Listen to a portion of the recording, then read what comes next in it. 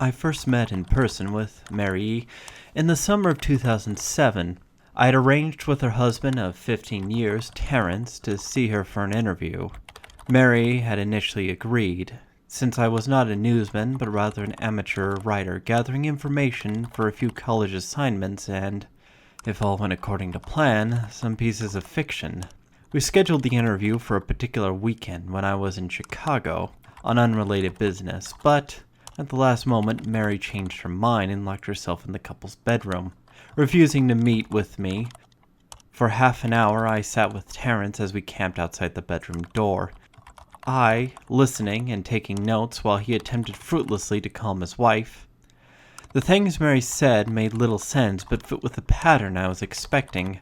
Though I could not see her, I could tell from her voice that she was crying, and more often than not her objections to speaking with me centered around an incoherent diatribe on her dreams. Terrence apologized profusely when we ceased the exercise, and I did my best to take it in stride. Recall that I wasn't a reporter in search of a story, but merely a curious young man in search of information. Besides, I thought at the time I could perhaps find another similar case if I put my mind and resources to it. Mary E. was the sysop for a small Chicago-based bulletin board system in 1992. When she first encountered Smile.jpg, and her life changed forever. She and Terrence had been married for only 5 months. Mary was one of an estimated 400 people who saw the image when it was posted as a hyperlink on the BBS, though she is the only one who has spoken openly about the experience. The rest have remained anonymous or are perhaps dead. In 2005, when I was only in 10th grade, Smile.jpg was first brought to my attention by my burgeoning interest in the web-based phenomenon. Mary was the most often cited victim of what is sometimes referred to as Smile.dog. The being Smile.jpg is reputed to display. What caught my interest, other than the obvious macabre elements of the cyber legend and proclivity towards such things, was the sheer lack of information, usually to the point that people don't believe it even exists other than a rumor or hoax. It is unique because though the entire phenomenon centers on a picture file, that file is nowhere to be found on the internet. Certainly, many photo-manipulated simulacra litter the web, showing up with the most frequency on such sites as the image board 4chan, particularly the X-focused paranormal subboard. It is suspected these are fakes because they do not have the effect the true Smile.jpg is believed to have, namely sudden onset temporal lobe epilepsy and acute anxiety. This purported reaction in the viewer is one of the reasons the phantom-like Smile.jpg is regarded with such disdain, since it is patently absurd, though depending on whom you ask, the reluctance to acknowledge Smile.jpg's existence might be just as much out of fear as it is out of disbelief. Neither Smile.jpg nor Smile.dog is mentioned anywhere on Wikipedia, though the website features articles on such other, perhaps more scandalous shock sites, as Hello.jpg or Two Girls, One Cup. Any attempt to create a page pertaining to Smile.jpg is similarly deleted by any of the encyclopedia's many admins. Encounters with Smile.jpg are the stuff of internet legend. Mary E.'s story is not unique. There are unverified rumors of Smile.jpg showing up in the early days of Usenet, even one persistent tale that in 2002 a hacker flooded the forums of a humor and satire website Something Awful with a deluge of Smile.dog pictures, rendering almost half the forum's users at the time epileptic. It is also said that in the mid to late 90s, that Smile.jpg circulated on Usenet and as an attachment of a chain email with the subject line, "Smile, God loves you." Yet despite the huge exposure these stunts would generate, there are very few people who admit to having experienced any of them, and no trace of the file or any link has ever been discovered. Those who claim to have seen Smile.jpg often weakly joke that they were far too busy to save a copy of the picture to their hard drive. However, all alleged victims offer the same description of the photo. A dog-like creature, usually described as appearing similar to a Siberian husky, illuminated by the flash of the camera, sits in a dim room, the only background detail that is visible being a human hand extending from the darkness near the left side of the frame. The hand is empty, but is usually described as beckoning. Of course, most attention is given to the dog, or dog creature, as some victims are more certain than others about what they claim to have seen. The muzzle of the beast is reputedly split in a wide grin, revealing 2 rows of very white, very straight, very sharp, very human-looking teeth. This is, of course, not a description given immediately after viewing the picture, but rather a recollection of the victims, who claim to have seen the picture endlessly repeated in their mind's eye during the time they are, in reality, having epileptic fits. These fits are reported to continue intermittently, often while the victim sleeps, resulting in very vivid and disturbing nightmares. These may be treated with medication, though in some cases it is more effective than others.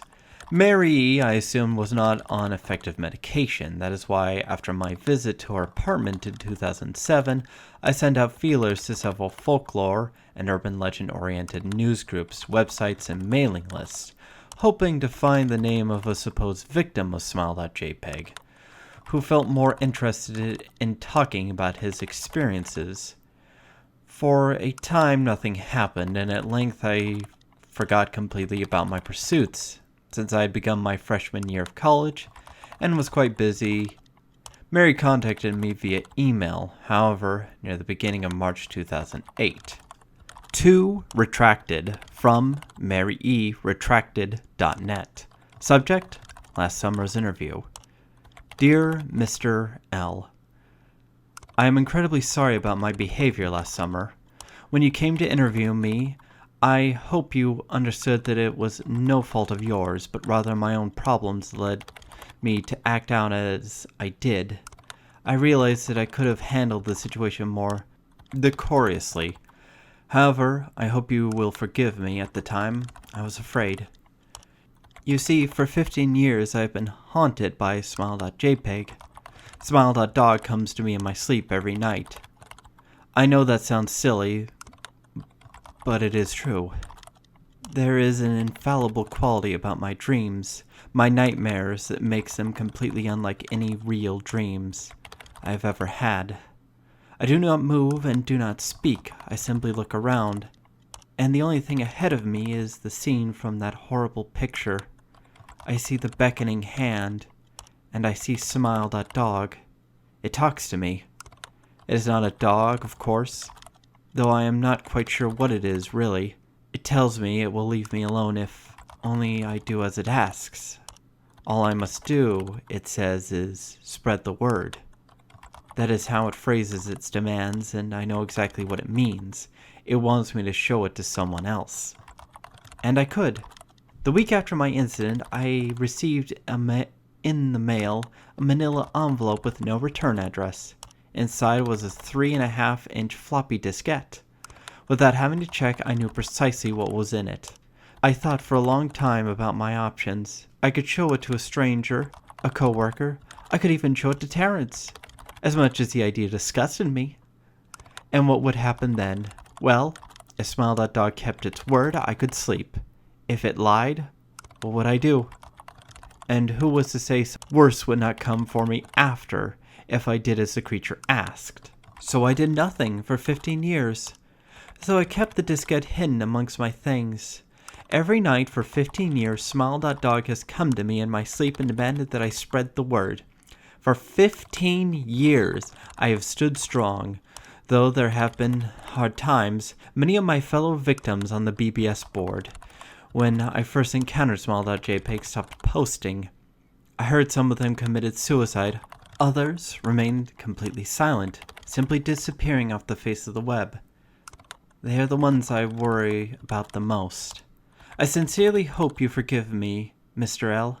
But last summer, when you contacted me and my husband about an interview, I was near the breaking point. I decided I was going to give you the floppy diskette. I did not care if Smile.dog was lying or not. I wanted it to end. You were a stranger, someone I had no connection with, and I thought I would not feel sorrow when you took the diskette as part of your research and sealed your fate. Before you arrived, I realized what I was doing. Was plotting to ruin your life. I could not stand the thought, and in fact I still cannot. I am ashamed, Mr. L, and I hope that this warning will dissuade you from further investigation of Smile.jpg. You may in time encounter someone who is, if not weaker than I, then wholly more depraved, someone who will not hesitate to follow that dog's orders. Stop while you still are whole. Sincerely, Mary E. Terrence contacted me later that month with the news that his wife had killed herself. While cleaning up the various things she'd left behind, closing email accounts and the like, he happened upon the above message. He was a man in shambles. He wept as he told me to listen to his wife's advice. He found the diskette. He revealed and burned it until it was nothing but a stinking pile of blackened plastic. The part that disturbed him, however, was how the diskette had hissed as it melted, like some sort of animal, he said. I will admit that I was a little uncertain about how to respond to this.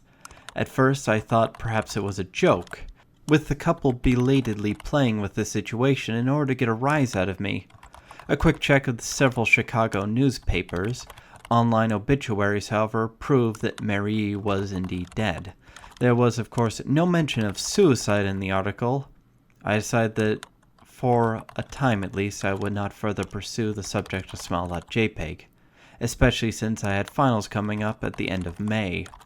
But the world has odd ways of testing us. Almost a full year after I'd returned from my disastrous interview with Mary E., I received another email. To redacted from lzahir82@redacted.com. Subject: Smile. Hello. I found your email address through a mailing list. Your profile said you were interested in Smile Dog. I have saw it. It is not as bad as everyone says. I have sent it to you here. Just spreading the word. Smiley face. The final line chilled me to the bone. According to my email client, there was one file attached called, naturally, Smile.jpg. I considered downloading it for some time. It was most likely a fake, I imagined, and even if it weren't, I was never wholly convinced of Smile.jpg's peculiar powers. Mary's account had shaken me, yes, but she was probably mentally unbalanced anyway. After all, how could a simple image do what Smile.jpg was said to accomplish? What sort of creature was it that could break one's mind with only the power of the eye? And if such things were patently absurd, then why did the legend exist at all? If I download the image, if I looked at it, and if Mary turned out to be correct, if Smile.dog came to me in my dreams demanding I spread the word, what would I do? Would I live my life as Mary had, fighting against the urge to give in until I died? Or would I simply spread the word, eager to put it to rest? And if I chose the latter route, how could I do it? Whom would I burden in turn? If I went through with my early intentions to write a short article about Smile.jpg, I decided I could attach it as evidence, and anyone who read the article, anyone who took interest would be affected.